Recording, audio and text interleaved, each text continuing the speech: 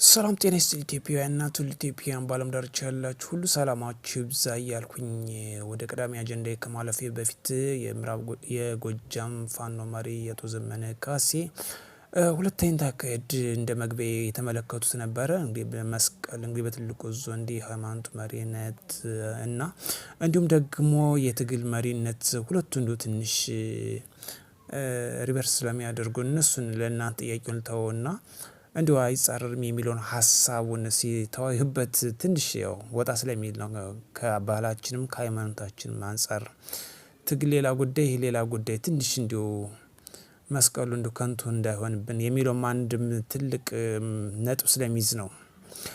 ወደ ዋናው አጀንዳ እዚህ ጋር አያይዤ የማልፈው እንግዲህ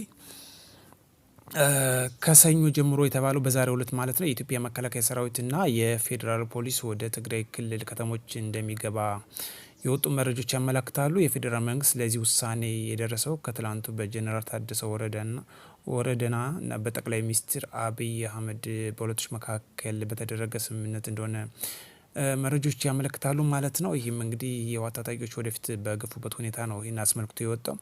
የትግራይ ይህን ህዝብ ከሻዕቢያና ከሻዕቢያ ተላላኪዎች ጋር ሽብር ፈጣሪ ቡድን ለመከላከል በተለይ ፌዴራል ፖሊስ የኢትዮጵያ መከላከያ ሰራዊት በዋና ከተሞች ላይ በተለይ ደግሞ መቀሌን፣ አዲግራት፣ አድዋ፣ ሽሬ እነዚህ ዋና ከተማ የሚባሉትን በዋስትናን ለማረጋገጥ ሙሉ ኃይል ይገባል ተብሏል። እንግዲህ የሚገባውም እንግዲህ የመከላከያ ሰራዊትና የፌዴራል ፖሊስ ናቸው።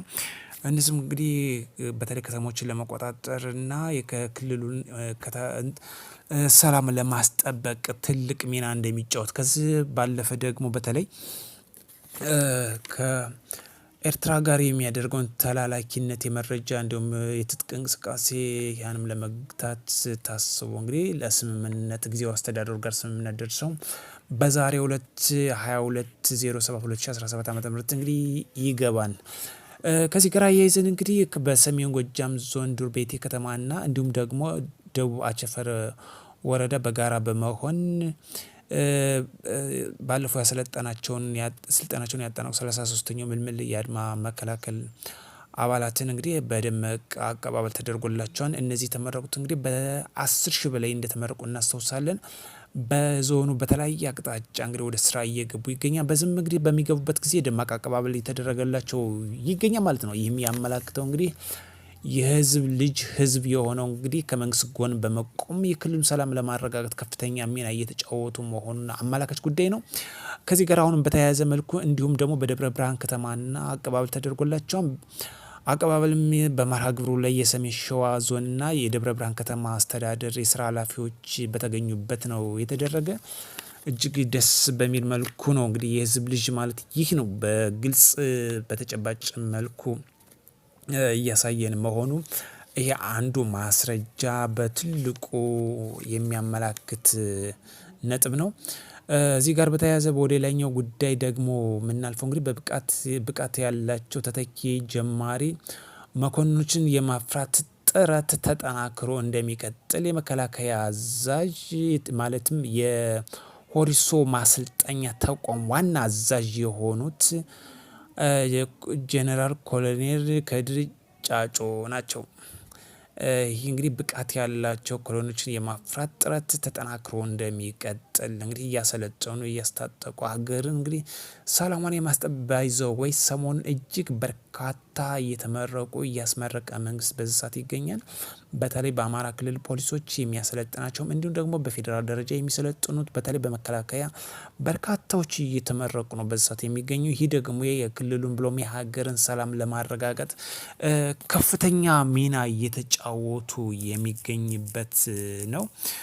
ሰሞኑን ደግሞ በተለያየ ሚዲያዎች እየወጣ እየተዘዋወረ የምናየው በተለይ የትግራይ ክልል አዲስ ትኩሳት በተለይ ትንኮሳ እያደረገበት ባለበት ሰዓት ነው። በዛሬው ዕለት እንግዲህ በ22/07/2017 ዓ.ም በኢትዮጵያን አቆጣጠር ወደ ትግራይ ክልል መንግስት ያጸደቀው ይህንም ውሳኔ ያሳረፈው እንግዲህ በጊዜው አስተዳደር ጋር ባደረጉት ውይይትና ባጸደቁት ሀሳብ ስምምነት መሰረት ነው። የፌዴራል ፖሊስ እንዲሁም መከላከያ ይገባን በተለይ ዋና ከተሞችን ለመቆጣጠር መቀሌ፣ ሽሬ፣ አዲግራት እነዚህ የመሳሰሉ ከተሞችን በተለይ ጥቃት መሰረት አድርጎ በሚሰነዝርባቸው ላይ ነው መንግስት ይህን ኃላፊነት የወሰዱት መረጃዎች የሚያመላክተው። ሰላም ለኢትዮጵያ፣ ሰላም ለሀገራችን ይሁን።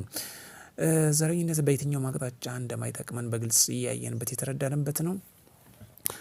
ሁሌም ቢሆን የሚጠቅመን ቁጥር አንድና ቁጥር አንድ ሰላም ነው። ለመማር፣ ለመስራት፣ ለማደግ፣ ለመለወጥ ከዚህ ጋር አሁን ሀሳባችን ሳንወጣ ኢትዮጵያ ማለት ትልቅ ህዝብ እንደሆነ ትልቅ ሀገር እንደሆነ በግልጽ መረዳት አለብን። ኢሮፓ ያሉ ሀገሮች ያደጉት እነ እንግሊዝ፣ እነ ጀርመን፣ ፈረንሳይ ምናምን ብጠቅስ የኢትዮጵያን የቆዳ ስፋት ግማሹን ራሱ የማይዙ ሀገሮች ናቸው።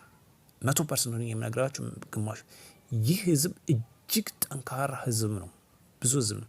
ስለዚህ ይሄ ቆሻሻ የሆነ ዘረኝነት አስወግደን ወደ ሰላም መጠን ሰላማችን ታጥቀን ሰላማችን ለብሰን ወደ ስራ ብንዞር ሀገራችን ወደ ከፍተኛ ደረጃ የምትደርስበት ነው። ባይዞ ባለቀ ባሮጌ በትራዲሽናል በሆነ ፖለቲካ መራመድ ይብቃን። በሰለጠነ በተሳለቀ መንገድ ነው መሄድ ያለብን እና ትጥቃችን ወደ ኋላ ትተን በሰላማዊ መንገድ ወደ ጠረጴዛ መጠን ሀገራችን በውይይት ማሳመን መመራት ነው ያለብን እንጂ በዛ ውጭ የሆነ አካሄድ ለሀገርም ብሎም ለክልል ስለማይጠቅም ነው።